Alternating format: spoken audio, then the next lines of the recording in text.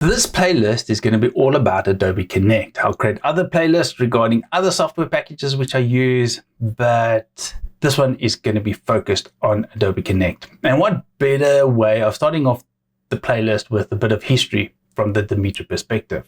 Now, the Dimitri perspective is I got involved with Adobe Connect in the early 2000s. And Adobe Connect was actually owned by a company called Macromedia.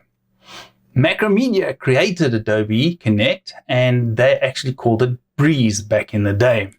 And what happened was Macromedia created it with the idea that this is going to be an e-learning platform. So it was literally built with the idea that e-learning and the virtual environment would find its place in the market. Now, taking in consideration back in the day that we were moving from dial-up to ADSL, we were just basically reaching 1 megabit per second, which means that we were just able to start sharing video.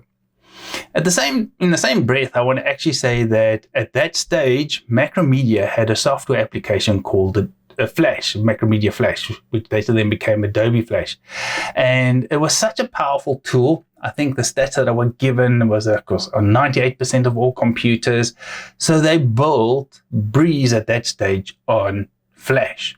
And Flash was a great tool because it had streaming capabilities. It had this vector-based thing where you can make it big, small. There were a lot of reasons why they built it on that platform. There was this competition between Adobe and Macromedia. And the competition was around the multimedia aspect of the internet back then.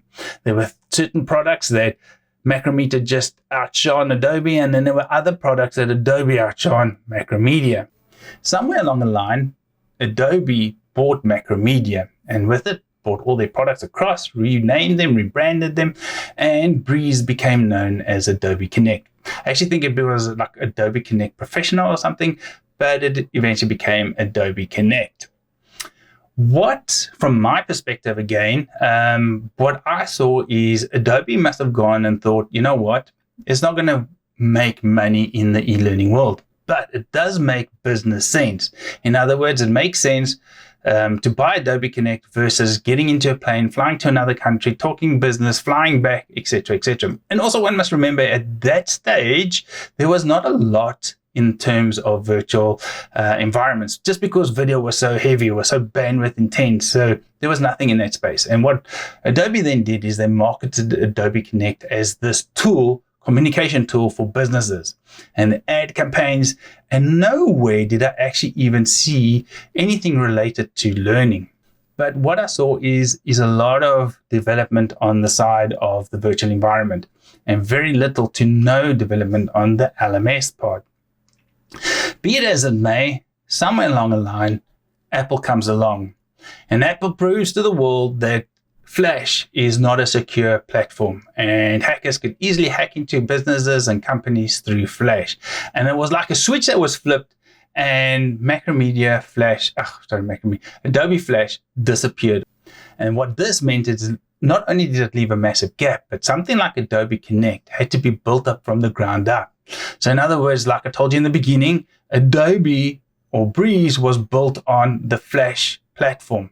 Now all of a sudden they had to take whatever there was and convert it to HTML. I take my hat off to Adobe for standing up and taking on the challenge and creating what they've got now. But I think in the struggle, it was at this time, I think somebody must have made up their mind and said, you know what, the strength and potential of Adobe Connect is its virtual environment.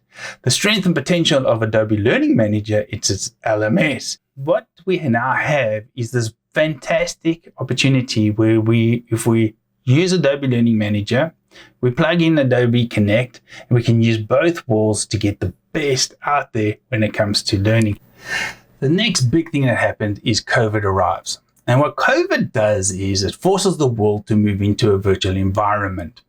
And what it does is it shows the world that, you know what, training can take place virtually. And I know that you're going to have those who absolutely hate it. You're going to have those who absolutely love it. And you're going to have those in between. And I think also a lot of what happens is maybe the traditional way of doing things is brought across to the virtual environment. So for example, you sit in a classroom for 8 hours, you sit in a virtual environment for 8 hours. So there's a lot of thinking that has to change, and there's a lot of that thinking that causes frustration in the virtual world. To sum up, this playlist is going to be all about Adobe Connect. I'm going to create another one where we're going to have Adobe Learning Manager, and I'm going to show you the power if you actually combine the two together. And at the same time, I'm going to offer you the opportunity to share with me what your applications do and help me stay abreast of what's going on in the marketplace. Because I've done a lot of research out there to see what different virtual programs can do. But these things are constantly evolving. There's new products coming onto the market, and it's difficult to stay abreast. Help me see what is out there and keep me up to date of what is happening.